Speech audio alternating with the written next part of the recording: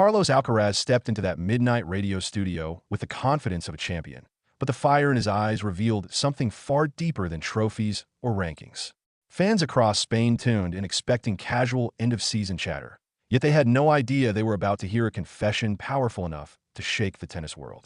A season filled with glory had just ended, but Carlos' voice carried only one name, one place, one obsession: the Australian Open. Nobody expected him to say it so bluntly. Nobody expected the world's best player to openly admit that 2 Grand Slam titles in 1 year still weren't enough to satisfy him. Nobody expected him to declare that he would rather trade those perfect, polished victories for a single shot at Melbourne Gold. Yet the words came out sharp, unfiltered, and electric. The trophy he wanted more than any other waited beneath the blazing Australian sun. Far from Europe, far from home, far from comfort, crowds remembered his previous attempts in Australia. Quarterfinal runs in 2024 and 2025 showed promise, but promise never became glory. Each of those losses carved something inside him. Each flight home carried heartbreak inside his luggage. The courts at Melbourne Park kept reminding him of unfinished business. The bright blue surface felt like a challenge carved into the earth itself. Every time he stepped onto Laver Arena, the energy of the stadium nearly swallowed him whole. Yet he kept returning, determined to conquer it.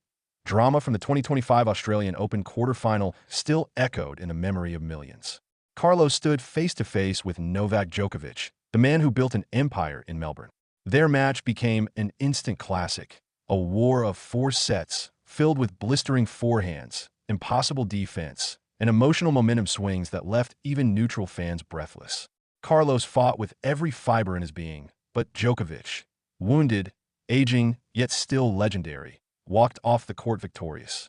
The defeat burned deeply inside Carlos, deeper than any loss he had suffered before. Energy in that studio changed when the host asked him about Djokovic's record. Carlos didn't shy away. He didn't hesitate. He didn't pretend. His eyes lifted, his voice steadied, and he spoke with the conviction of a man planning decades into the future. 25 Grand Slams for Djokovic, 10 Australian Open titles, a legacy carved into the sport like the stones of ancient monuments. Carlos wanted to chase that record, not out of arrogance, but out of pure desire to belong among the greatest humans ever to lift a racket. Dreams of surpassing Djokovic weren't fantasies. They were goals.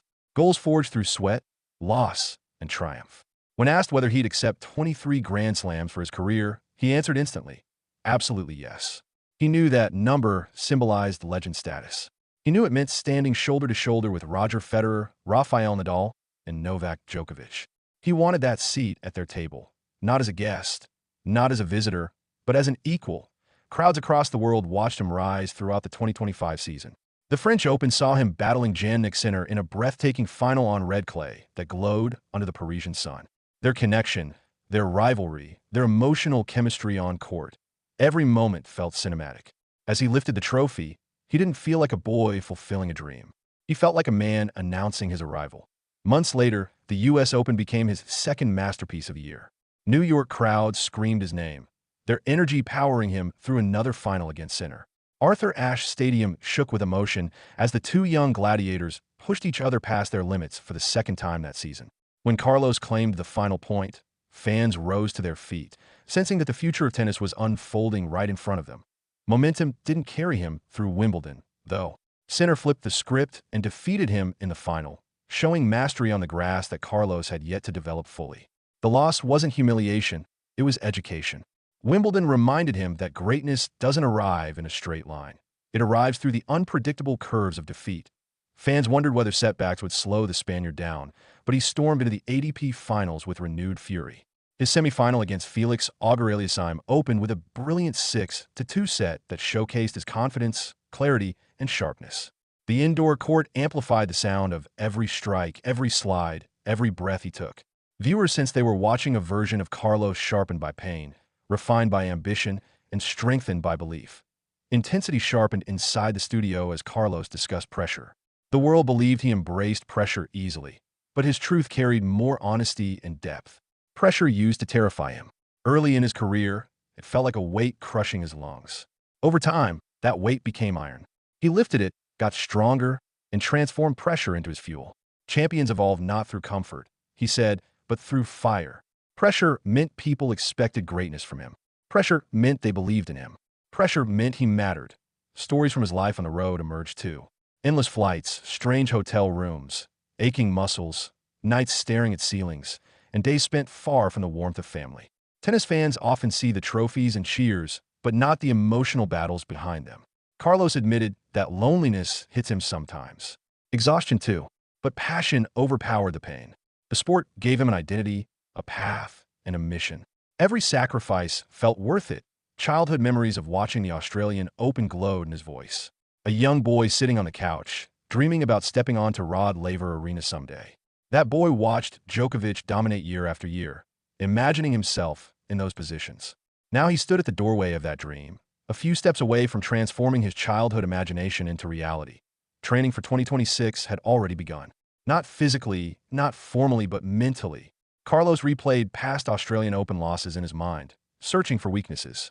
Coaches prepared new plans. He visualized the walk through the Melbourne tunnel, imagined the sound of the crowd, pictured the trophy. His focus sharpened so intensely that nothing else compared, not even the Grand Slams he had already won. Tension rose as the interview moved toward legacy. Carlos didn't hide from it. Legacy mattered to him, not because he wanted fame, but because he wanted his career to mean something. He wanted to inspire future generations, just as Nadal and Djokovic inspired him. He wanted fans, decades from now, to say his name with pride. Viewers listening to the radio interview could feel the urgency behind every word he spoke.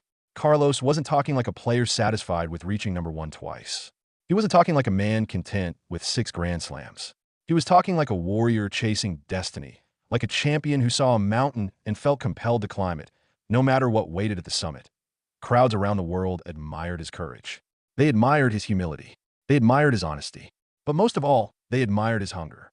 That hunger, intense, relentless, and honest, created the electricity that makes tennis history unforgettable. Ambition drove every moment of the interview, yet ambition didn't cloud his perspective. Carlos spoke respectfully about his rivals. He acknowledged players who defeated him. He recognized weaknesses within himself. That honesty made him more dangerous, because champions who recognize their flaws become unstoppable once they fix them. Melbourne symbolized more than a missing trophy. Melbourne symbolized challenge. Melbourne symbolized destiny. Melbourne symbolized the next chapter of a career built on fire, talent, and heart. Crowds everywhere now wait for January with anticipation. They want to see whether Carlos can finally conquer the one stage that has resisted him. They want the heat, the drama, the tension, the sweat. They want the revenge match against Djokovic. They want the next battle with Sinner. They want the story to unfold live. Carlos Alcaraz left that studio with a calm smile, knowing the world now understood his mission. He didn't just want Melbourne, he needed Melbourne. He wanted the Australian Open not for glory, not for headlines, not for the ranking, but for the story, for the journey, for the transformation, for the legacy. Carlos stepped into 2026 carrying the weight of expectation, the hunger of a champion, and the fire of a man chasing history, one swing at a time.